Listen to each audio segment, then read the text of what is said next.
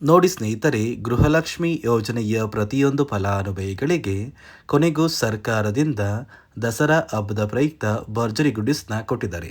ಒಟ್ಟು 3 ತಿಂಗಳ ಗೃಹಲಕ್ಷ್ಮಿ ಯೋಜನೆಯ 6,000 ಹಣನ ಸರ್ಕಾರ ಜಮಾ ಮಾಡ್ತಾ ಇದ್ದು, ಇಂದು ಬುಧವಾರ ಸೆಪ್ಟೆಂಬರ್ 24ರಿಂದ ಕರ್ನಾಟಕದ 26 ಜಿಲ್ಲೆಗಳಿಗೆ ಗೃಹಲಕ್ಷ್ಮಿ ಯೋಜನೆಯ 22ನೇ ಕಂತಿನ ಹಣ, 23ನೇ ಕಂತಿನ ಹಣ ಹಾಗೂ 24ನೇ ಕಂತಿನ ಹಣ ಒಟ್ಟು 3 ತಿಂಗಳ 6,000 ಹಣನ ಸರ್ಕಾರ 2 ಹಂತಗಳಲ್ಲಿ ಜಮಾ ಮಾಡ್ತಾ ಇದೆ. ಅದೇ ರೀತಿ ರೇಷನ್ ಕಾರ್ಡ್ ಮತ್ತು ಗೃಹಲಕ್ಷ್ಮಿ ಯೋಜನೆಯ ಪ್ರತಿಯೊಂದು ಫಲಾನುಭವಿಗಳಿಗೆ ಹಣಕಾಸು ಇಲಾಖೆಯಿಂದ 5 ಹೊಸ ಮುಖ್ಯವಾದ ನಿಯಮಗಳನ್ನ ಜಾರಿಗೆ ತಂದಿದ್ದು, ಈ ನಿಯಮಗಳ ಪ್ರಕಾರ ಸಾಕಷ್ಟು ಫಲಾನುಭವಿಗಳ ಒಂದು ಹೆಸರನ್ನ ಸರ್ಕಾರ ಕ್ಯಾನ್ಸಲ್ ಮಾಡಿದೆ. ಹಾಗಾದರೆ ಬನ್ನಿ ಸ್ನೇಹಿತರೆ, ಸರ್ಕಾರದಿಂದ ಬಂದಿರುವಂತಹ ಒಂದು ಮಾಹಿತಿಯನ್ನು ಅಂತ ತಿಳ್ಕೊಳ್ಳೋಣ. ಅದಕ್ಕಿಂತ ಮೊದಲು ನೋಡಿ ಸ್ನೇಹಿತರೆ, ನೀವೇನಾದ್ರೂ ಇನ್ನೂ ಕೂಡ ನನ್ನ ಚಾನಲ್ನ ಸಬ್ಸ್ಕ್ರೈಬ್ ಆಗಿಲ್ಲ ಅಂದರೆ ದಯವಿಟ್ಟು ಪ್ರತಿಯೊಬ್ಬರು ಚಾನಲ್ನ ಸಬ್ಸ್ಕ್ರೈಬ್ ಮಾಡ್ಕೊಳ್ಳಿ, ಹಾಗೆ ವಿಡಿಯೋಗೆ ಒಂದು ಲೈಕ್ನ ಕೊಡಿ. ಹೌದು ವೀಕ್ಷಕರೇ, ಗೃಹಲಕ್ಷ್ಮಿ ಯೋಜನೆಯ ಪ್ರತಿಯೊಂದು ಫಲಾನುಭವಿಗಳಿಗೆ ಕೊನೆಗೂ ಸರ್ಕಾರದಿಂದ ದಸರಾ ಹಬ್ಬದ ಪ್ರಯುಕ್ತ ಭರ್ಜರಿ ಗುಡ್ಡಿಸ್ನ ಕೊಟ್ಟಿದ್ದಾರೆ. ನೋಡಿ, ಒಟ್ಟು 3 ತಿಂಗಳ 6,000 ಹಣನ ಸರ್ಕಾರ ಜಮಾ ಮಾಡ್ತಾ ಇದೆ. ಗೃಹಲಕ್ಷ್ಮಿ ಯೋಜನೆಯ 22ನೇ ಕಂತಿನ ಹಣ, 23ನೇ ಕಂತಿನ ಹಣ ಹಾಗೂ 24ನೇ ಕಂತಿನ ಹಣನ ಸರ್ಕಾರ ಜಮಾ ಮಾಡ್ತಾ ಇದ್ದು, ಕರ್ನಾಟಕದ 26 ಜಿಲ್ಲೆಗಳಿಗೆ 2 ಹಂತಗಳಲ್ಲಿ ಈ ಒಂದು ಹಣ ಜಮಾ ಆಗ್ತಾ ಇದೆ. ನೀವು ಕೇಳಬಹುದು ಸ್ನೇಹಿತರೆ, ಖಂಡಿತವಾಗಿಯೂ ನಮ್ಮ ಬ್ಯಾಂಕ್ ಖಾತೆಗೆ ಹಣ ಜಮಾ ಆಗುತ್ತಾ ಅಂತ. ಹೌದು ವೀಕ್ಷಕರೇ, ನಿಮ್ಮ ಬ್ಯಾಂಕ್ ಖಾತೆಗೆ 6,000 ಹಣ ಜಮಾ ಆಗೋದಕ್ಕೆ ನಾನು ನಿಮಗೆ ವಿತ್ ಪ್ರೂಫ್ ಮೂಲಕ ಮಾಹಿತಿನ ಕೊಡ್ತಾ ಇದ್ದೀನಿ. ದಯವಿಟ್ಟು ಪ್ರತಿಯೊಬ್ಬರು ಈ ಒಂದು ಆಡಿಯೋನ ಕೇಳಿ.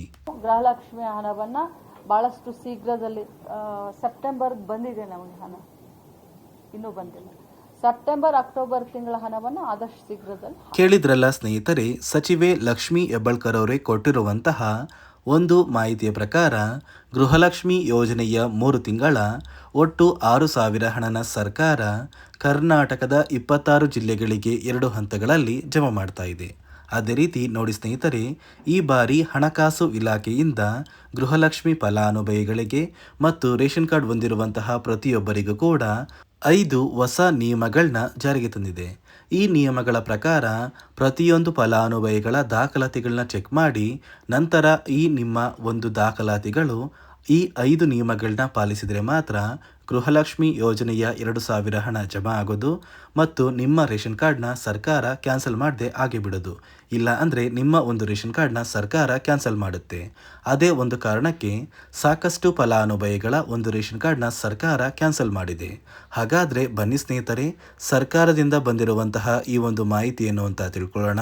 ಅದಕ್ಕಿಂತ ಮೊದಲು ಇಂದು ಬುಧವಾರ ಸೆಪ್ಟೆಂಬರ್ 24ರಿಂದ ಕರ್ನಾಟಕದ ಯಾವ 26 ಜಿಲ್ಲೆಗಳಿಗೆ ಸರ್ಕಾರ ಗೃಹಲಕ್ಷ್ಮಿ ಯೋಜನೆಯ ಒಟ್ಟು 3 ತಿಂಗಳ 6,000 ಹಣನ 2 ಹಂತಗಳಲ್ಲಿ ಜಮಾ ಮಾಡ್ತಾ ಇದೆ ಅಂದರೆ ನೋಡಿ ಸ್ನೇಹಿತರೆ, ಮೊದಲ ಹಂತದಲ್ಲಿ ಬಾಗಲಕೋಟೆ, ಬೆಳಗಾವಿ, ಬೆಂಗಳೂರು ನಗರ, ಬೆಂಗಳೂರು ಗ್ರಾಮಾಂತರ, ಬಳ್ಳಾರಿ, ಬಿಜಾಪುರ, ಬೀದರ್, ವಿಜಯನಗರ, ಚಾಮರಾಜನಗರ, ಚಿಕ್ಕಬಳ್ಳಾಪುರ, ಚಿಕ್ಕಮಗಳೂರು, ಚಿತ್ರದುರ್ಗ, ದಕ್ಷಿಣ ಕನ್ನಡ, ದಾವಣಗೆರೆ, ಧಾರವಾಡ ಮತ್ತು ಗದಗ ಈ ಜಿಲ್ಲೆಗಳ ಪ್ರತಿಯೊಂದು ಫಲಾನುಭವಿಗಳಿಗೆ ಮೊದಲ ಹಂತದಲ್ಲಿ ಸರ್ಕಾರ 3 ತಿಂಗಳ ಗೃಹಲಕ್ಷ್ಮಿ ಯೋಜನೆಯ ಒಟ್ಟು 6,000 ಹಣನ ಜಮಾ ಮಾಡ್ತಾ ಇದೆ.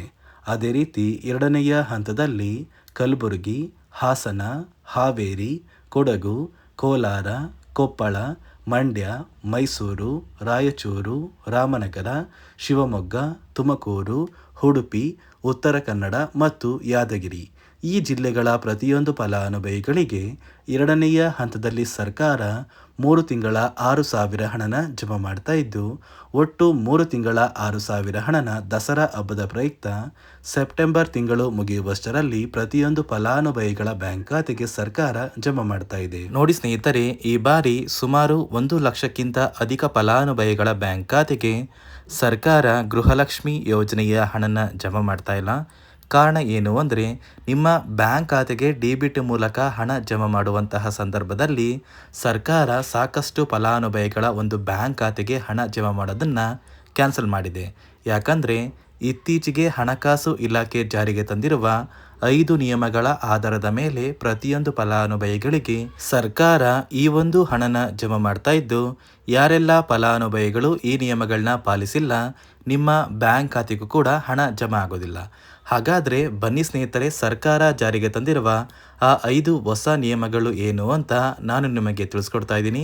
ನೋಡಿ ಸ್ನೇಹಿತರೆ, ಮೊದಲನೆಯ ಒಂದು ನಿಯಮ ಬಂದು ಸಾಕಷ್ಟು ಫಲಾನುಭವಿಗಳು ಹೊಂದಿರುವಂತಹ ಒಂದು ರೇಷನ್ ಕಾರ್ಡ್ ಏನಿದೆ, ಆ ಒಂದು ರೇಷನ್ ಕಾರ್ಡ್ನ ಮನೆಯ ಸದಸ್ಯರ ಪ್ರತಿಯೊಬ್ಬರ ಒಂದು ಆಧಾರ್ ಕಾರ್ಡ್ನ ನಿಮ್ಮ ರೇಷನ್ ಕಾರ್ಡ್ಗೆ ಕಡ್ಡಾಯವಾಗಿ ಲಿಂಕ್ ಮಾಡಿಸ್ಬೇಕು.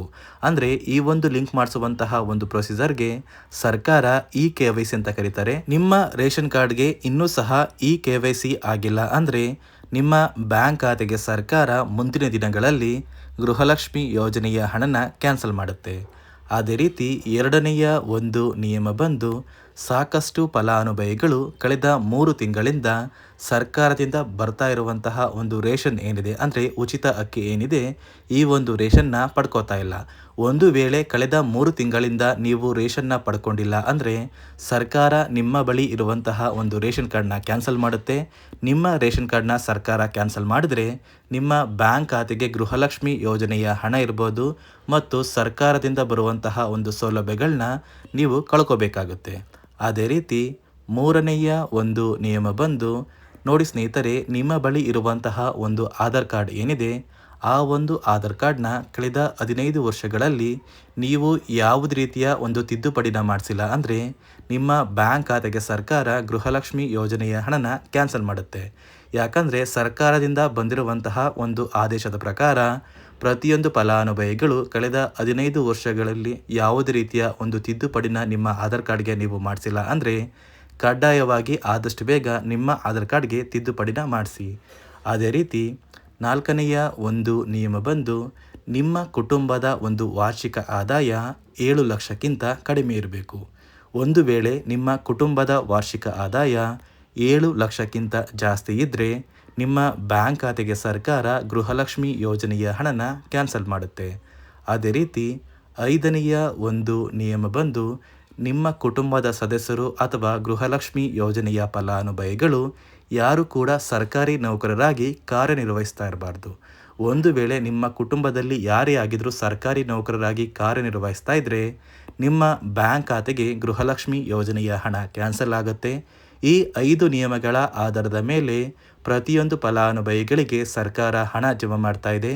ಒಂದು ವೇಳೆ ನೀವು ಈ 5 ನಿಯಮಗಳನ್ನ ಪಾಲಿಸಿಲ್ಲ ಅಂದರೆ ನೀವು ಕೂಡ ಗೃಹಲಕ್ಷ್ಮಿ ಯೋಜನೆಯ ಹಣದಿಂದ ವಂಚಿತರಾಗಬೇಕಾಗುತ್ತೆ. ನೋಡಿ ಸ್ನೇಹಿತರೆ, ಇಂದು ಬುಧವಾರ ಸೆಪ್ಟೆಂಬರ್ 24ರಿಂದ ಕರ್ನಾಟಕದ ಒಟ್ಟು 26 ಜಿಲ್ಲೆಗಳ ಪ್ರತಿಯೊಂದು ಫಲಾನುಭವಿಗಳಿಗೆ 3 ತಿಂಗಳ ಗೃಹಲಕ್ಷ್ಮಿ ಯೋಜನೆಯ 6,000 ಹಣನ ಸರ್ಕಾರ ಜಮಾ ಮಾಡ್ತಾ ಇದೆ. ಆದಷ್ಟು ಬೇಗ ಪ್ರತಿಯೊಂದು ಫಲಾನುಭವಿಗಳಿಗೆ ದಸರಾ ಹಬ್ಬದ ಪ್ರಯುಕ್ತ ಈ ಒಂದು ಹಣ ಜಮಾ ಆಗುತ್ತೆ ಅಂತ ಹೇಳ್ತಾ, ಇದಿಷ್ಟು ಸರ್ಕಾರದಿಂದ ಬಂದಿರುವಂತಹ ಒಂದು ಮಾಹಿತಿಯಾಗಿದೆ. ನಾನು ಕೊಟ್ಟಿರುವಂತಹ ಮಾಹಿತಿ ನಿಮಗೆ ಇಷ್ಟ ಆಗಿದ್ದಲ್ಲಿ ದಯವಿಟ್ಟು ಪ್ರತಿಯೊಬ್ಬರು ನನ್ನ ಚಾನಲ್ನ ಸಬ್ಸ್ಕ್ರೈಬ್ ಮಾಡ್ಕೊಳ್ಳಿ, ಹಾಗೆ ವಿಡಿಯೋಗೆ ಒಂದು ಲೈಕ್ನ ಕೊಡಿ.